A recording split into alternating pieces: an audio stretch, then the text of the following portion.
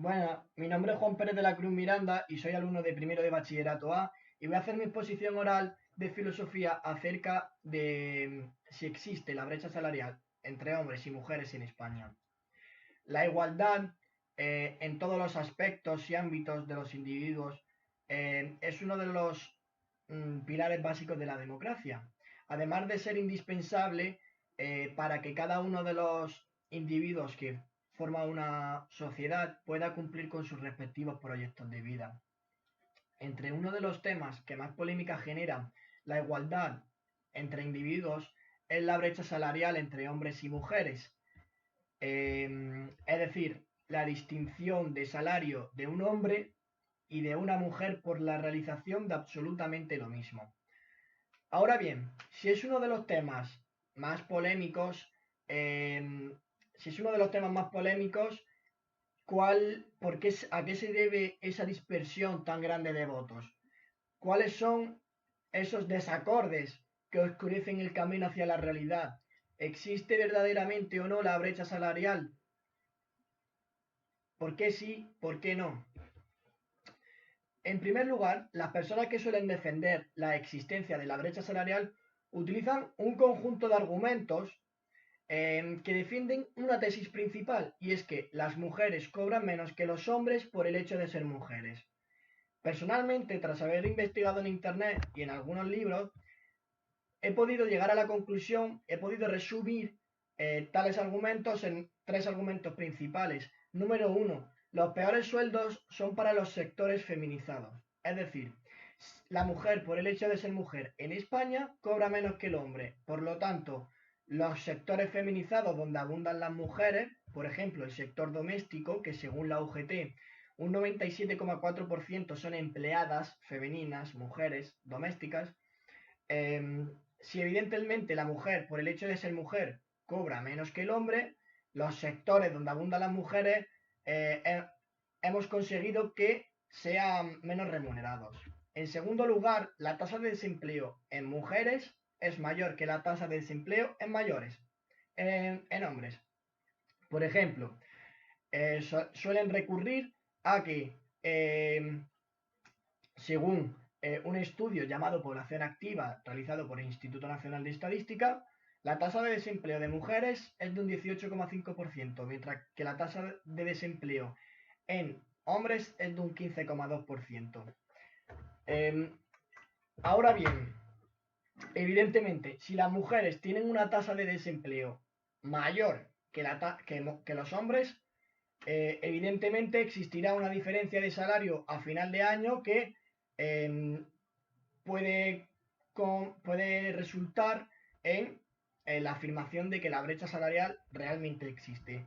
Y tercer argumento, los altos cargos en las empresas españolas están dirigidos por varones. Nota, he de decir que en ningún momento se dice por qué dichos altos cargos son ocupados por varones y no por mujeres, pero se recurre a que según el IBEX 35, por ejemplo, el 66% de los altos cargos están ocupados por hombres, mientras que el 34% restante está ocupado por mujeres.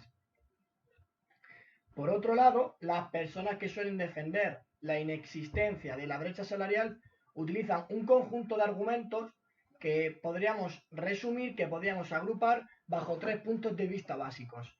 Primer punto de vista, bajo un punto de vista legal, bajo un punto de vista lógico y bajo un punto de vista empírico. En el primero de los puntos de vista, bajo un marco legal, no puede existir la brecha salarial entre hombres y mujeres porque los empresarios están obligados a pagar lo mismo a hombres y a mujeres independientemente del sexo del trabajador. Y no lo digo yo porque lo dice el Estatuto de los Trabajadores. Dice, artículo 28 del Estatuto de los Trabajadores, bajo el título Igualdad de remuneración por razón de sexo. Leo textualmente. El empresario está obligado a pagar por la prestación de un trabajo de igual valor la misma retribución, satisfecha directa o indirectamente, y cualquiera que sea la naturaleza de la misma, salarial o extrasalarial, sin que pueda producirse discriminación alguna por razón de sexo en ninguno de los elementos o condiciones de aquella.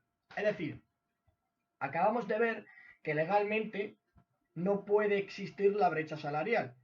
Pero sin embargo podríamos contraargumentar que, bueno, existe tal infinidad de artículos en nuestra Constitución, en nuestro Estatuto de los Trabajadores, que actualmente no son más que meras declaraciones retóricas. Es decir, se dice algo, pero no se establecen los mecanismos necesarios para que ese algo se produzca. A lo anterior se puede contestar profundizando un poco más en el tema y analizando los dos tipos de salarios que se pueden dar los trabajadores y cuáles son los mecanismos que conllevan y que por lo tanto no producen discriminaciones por razón de sexo en los salarios de los trabajadores. El primero de ellos, se puede asignar el salario de un trabajador remitiendo al trabajador a un grupo profesional de un convenio colectivo. Es decir, yo como jefe no me siento con cada uno de mis empleados para negociar sus salarios, sino que los divido en funciones. Es decir, si usted realiza la función X, yo le asignaré el convenio colectivo y el grupo profesional de un convenio colectivo y por lo tanto, consecuentemente, usted recibirá el salario Z. Es decir, ¿cuál es el mecanismo que impide que se produzcan discriminaciones por razón de sexo entre hombres y mujeres? Que los representantes de los convenios colectivos nunca van a permitir que dentro de un mismo grupo profesional del convenio colectivo se produzcan discriminaciones salariales por razón de sexo entre un hombre o una mujer por el hecho de ser hombre, por el hecho de ser mujer. Sin embargo, además, existe un mecanismo posterior, porque imaginemos en el hipotético caso, situación muy rara, de que un representante de un convenio colectivo se hace la vista gorda y permite que se produzcan discriminaciones en cuanto al sexo de una persona y cobren diferente por la realización de absolutamente lo mismo, existe un mecanismo posterior y es que se basa en que los convenios colectivos deben de ser presentados a una autoridad laboral. Es decir, según el artículo 90 del Estatuto de los Trabajadores con título Validez, afirma textualmente: los convenios deberán de ser presentados ante la autoridad laboral competente a los solos efectos de registro. Una vez registrado, el convenio será remitido al órgano público competente para su depósito. Asimismo, en el apartado 6 de este mismo artículo dice: la autoridad laboral velará por el respeto al principio de igualdad en los convenios colectivos que pudieran contener discriminaciones directas o indirectas por razón de sexo. Es decir, los hombres y las mujeres legalmente no pueden cobrar distinto por la realización absolutamente de lo mismo. Bajo el segundo punto de vista, bajo el punto de vista lógico, los hombres y las mujeres cobran lo mismo por realizar lo mismo desde un punto de vista lógico, porque la finalidad primordial de un empresario es obtener beneficios. Y todos sabemos que para obtener mayores beneficios, numerosos empresarios lo que hacen es reduciendo gastos a través de una deslocalización, es decir, producen sus productos en países donde son más baratos, la mano de obra es más barata y por lo tanto se aumentan, obtienen mayores beneficios. Ahora bien, con la idea de que la mujer cobra menos que el hombre por la realización de absolutamente lo mismo, podríamos, bajo un punto de vista lógico, argumentar que la brecha salarial no podría existir, porque claro, si una mujer cobra menos que un hombre por hacer lo mismo, los empresarios estarían buscando sin cesar mujeres a las que contratar, porque de esta manera reducen gastos y obtienen beneficios. Sin embargo, esto en España no se produce. Si atendemos a, por ejemplo, una encuesta realizada por EPA con título Tasa de desempleo en España por sexos y por sectores, podemos apreciar que, además, como mencionábamos en los argumentos de las personas que defienden la existencia de la brecha salarial, la tasa de desempleo, de hecho, en las mujeres en España es más alta que la tasa de desempleo en hombres. Y esto no coincide con la lógica. porque las mujeres tendría que ser al revés. Si cobraran menos que los hombres, pues la realización de absolutamente lo mismo serían las más buscadas y no existiría tasa de desempleo, básicamente.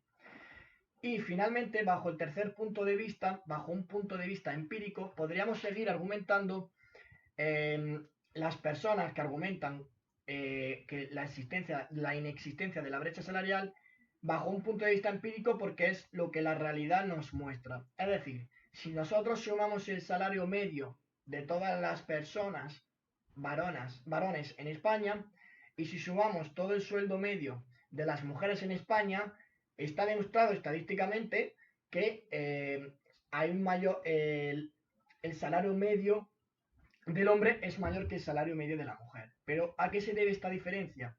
Se debe principalmente a dos razones. Número uno, las carreras que suelen escoger los hombres están más remuneradas en España que las carreras que suelen escoger las mujeres.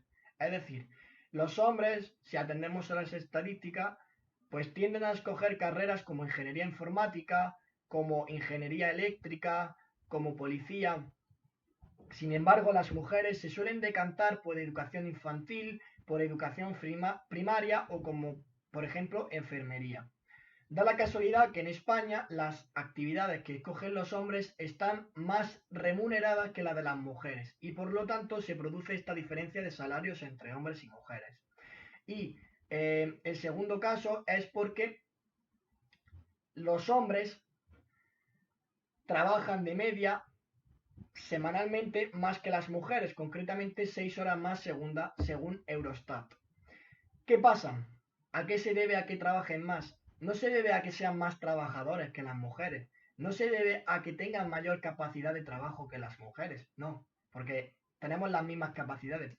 Se debe a que existe una concepción que tenemos mundialmente aceptada y es que debe de ser la mujer quien se encargue del cuidado del hogar, de la educación de los hijos, del cuidado de los hijos. Es decir, es la mujer la que debe actualmente, normalmente en una familia, cuando se le plantea carrera profesional y vida familiar, la que para poder conciliar ambas debe dejar de lado la carrera profesional para poder dedicar más tiempo a su familia, a sus hijos.